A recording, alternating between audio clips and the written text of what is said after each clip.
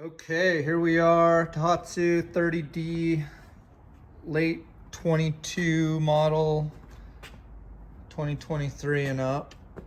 Today we are going to look at how to replace the lower unit. Step 1, put the motor into reverse. It makes it easier to get at the pin that connects the lower and mid shift shaft. Step 2, we are going to see that the Oni cover is hard to see, but there's a little sleeve over there that covers up the pin. You can slide the Oni cover off by just popping it with your hands just like that. That's what it looks like. And then you can see the pin. Remove the pin, you need Tohatsu special tool 345-72227-0. It's the easiest way. So the pin goes in just like that, and then I'm going to tap it with the hammer and punch the spring pin out. The special tool has a little piece that sticks out that goes inside the spring pin, and then it makes it easier to keep it in place while you punch it out with the hammer. You want to be really careful not to hit it so hard that the spring pin just flies across the room or disappears somewhere. This is what it looks like just before the pin comes out. As the pin starts coming out, I reach over to the other side and grab the pin while I hit the special tool with a small hammer. That way I hold on to the pin when I tap at the last punch. You can see that the pin's out, and now this just slide out. The mid shift shaft just slides out from the lower, and now we can take off the lower unit bolts. I'm going to tilt the motor up, and there's 4 bolts that we have to take out of the lower unit. The 4 bolts are 13 millimeters. So I have the 4 bolts out. They're all the same size with this particular motor. There's only 4 of them. And when I slide the lower unit off, I'll also have to unthread the piece that the spring pin goes through in order to fit through the mid case here. It's too small of a hole for the piece to fit through. So I'll unthread that, and then we'll pull the lower unit off.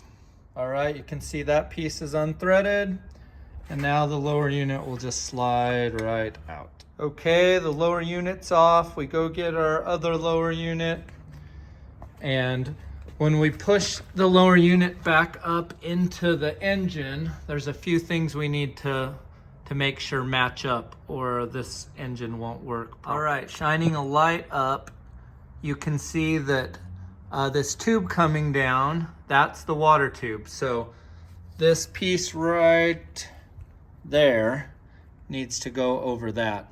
The drive shaft is going to go up into that hole up there, and we'll line that up. Sometimes the drive shaft doesn't fit right in, and we have to just turn the prop a little bit. When it's in reverse, that allows us to turn the prop, and that turns the drive shaft, and the splines engage with the power head. So here we go. Before you put the new lower unit on, you want to make sure that you push this shift shaft all the way down. That'll put the motor in reverse, and you want to make sure that the shift shaft in the lower unit matches the same gear that the motor is in. So you want it either to be reverse, reverse, neutral, neutral, or forward, forward. Reverse, reverse is the best because it allows the most access to the connection.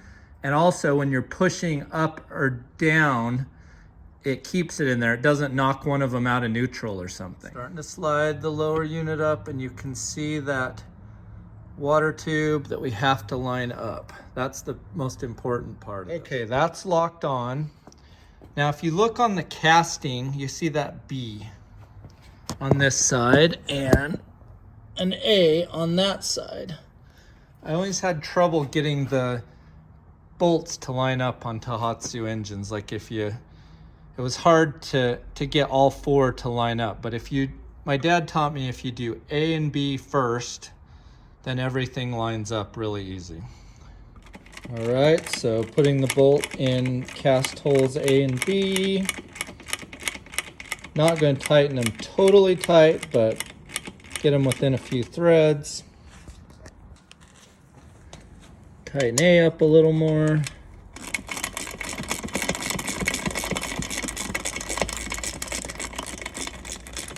Okay, and then I'm going to do the other 2. And there it goes, right in, super easy, no problem.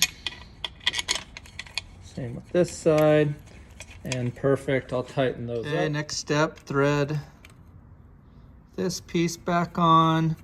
I like to leave about 6 threads that you can see, 5 to 7. And then going to slide the upper shift shaft back into it, like that. And then we're going to put the spring pin through and get it flush on both sides, and then put the Oni cover back on. You can see how the pin's flush. And then we're just going to slide the Oni cover over. When we do the Oni cover, we want to make sure it's covering the spring pin like that. And there we go, lower unit changed. Ready to go again.